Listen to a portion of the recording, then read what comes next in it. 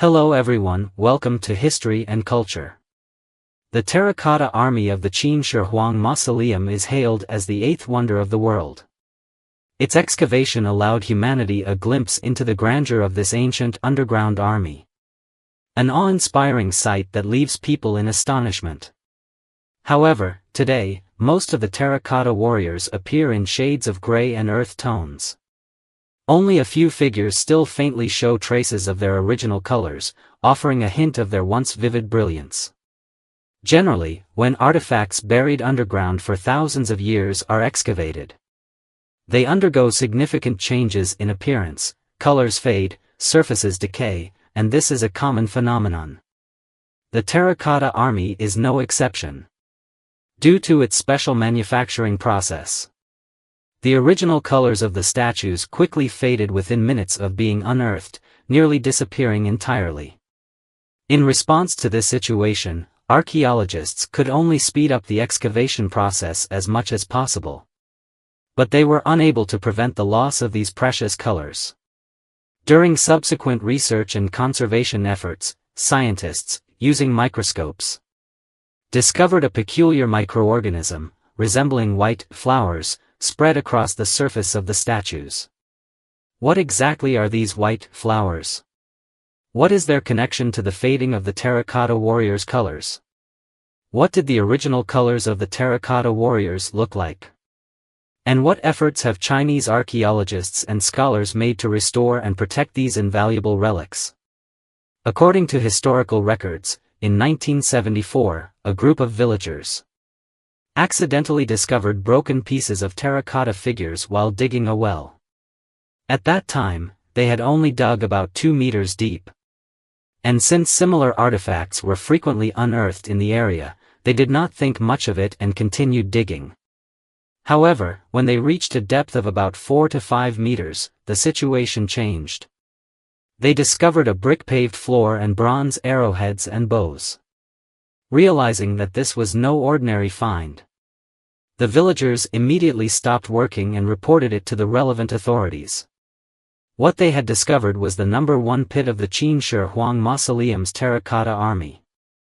In 1976, approximately 20 meters to the east of the number 1 pit, the number 2 and number 3 pits were successively discovered.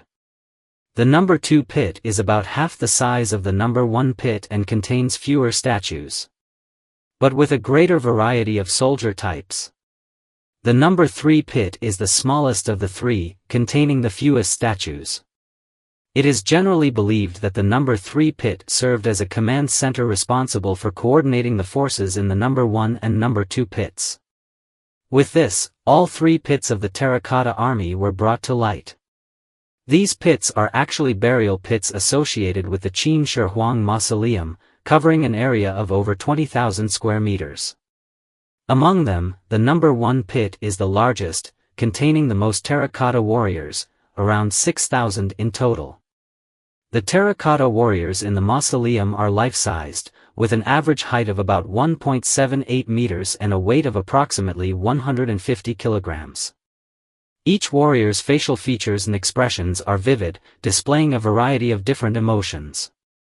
Originally, the terracotta warriors were beautifully painted, but today, it is difficult to see their original colors. After thousands of years of exposure to the elements, these statues have withstood wars, flooding, and fires, causing the colors to gradually fade.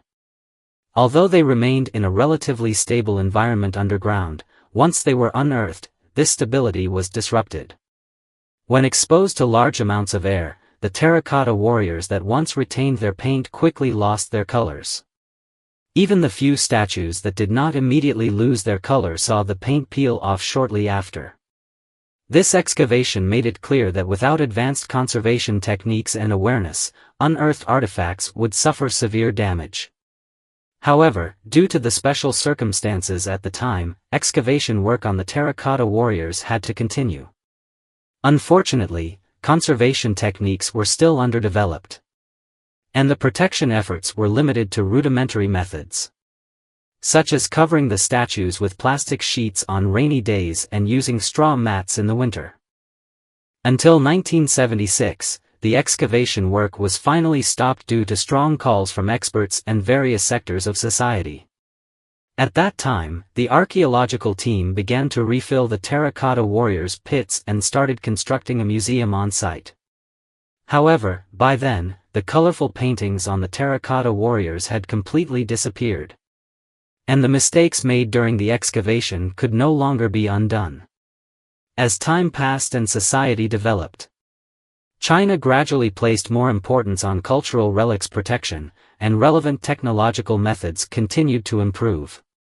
However, what exactly were those white flowers, microorganisms, on the Terracotta Warriors? After analysis by researchers, it turned out that these were not beautiful flowers but rather a type of mold, which posed a significant threat to cultural relics. Biological diseases have always been a major threat to cultural relics, with microbial diseases being the most troublesome category. Particularly, lichens and fungi are the most destructive to relics.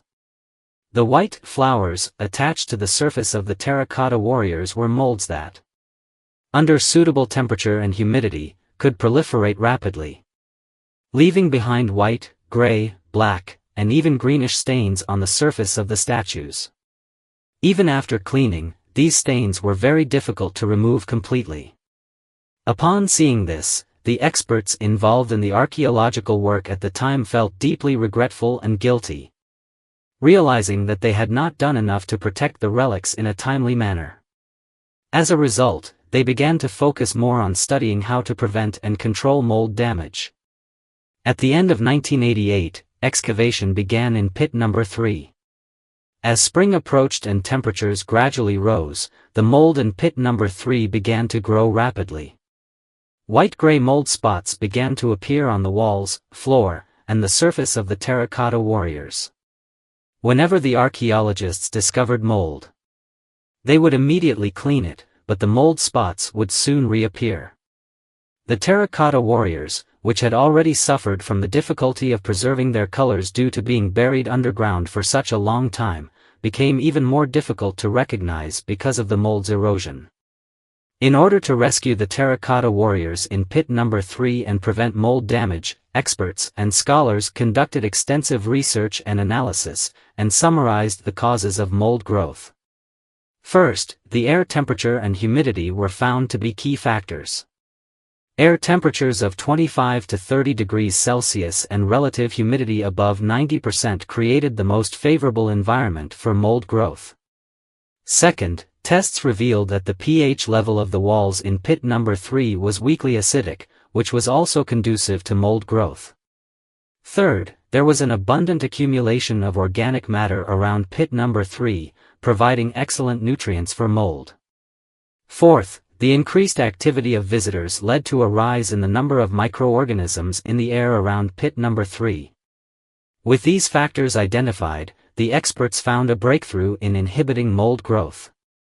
They first collected samples of the mold to identify its species, discovering 9 different types, including Aspergillus niger and Penicillium. Based on the characteristics of these molds, the experts began selecting and creating a mold inhibitor suitable for the Terracotta Warriors. Eventually, they synthesized a mold inhibitor that was easy to use, highly effective at preventing mold, non-damaging to the Terracotta Warriors, and had a very low toxicity to humans. The development of this mold inhibitor was of great significance in suppressing mold growth on cultural relics and played a vital role in protecting the Terracotta Warriors as a precious historical artifact. However, after inhibiting the growth of the white flowers, the experts' work on the protection and restoration of the Terracotta Warriors was far from over. The next question for the archaeologists was to understand why. Aside from the changes in shape that occurred when the relics were excavated, the colors of the figurines had disappeared or the paint had flaked off. Since 1990, the Zetian Terracotta Army Museum had begun collaborating with foreign cultural heritage protection institutions, launching long-term research into the protection of the painted surfaces of the Terracotta Warriors. After years of extensive experiments, experts finally determined that the primary components of the paint layer on the Terracotta Warriors were Chinese lacquer, while the pigments used by ancient craftsmen were mostly natural mineral pigments, with animal glue used as the binder for the paint. The research confirmed that the main cause of the paint damage and flaking was the weakening of the adhesive binder due to changes in the environment. Additionally, the lacquer layer, which was highly sensitive to moisture loss, would shrink dramatically during the drying process, causing it to curl and lift, leading to the detachment of the entire paint layer.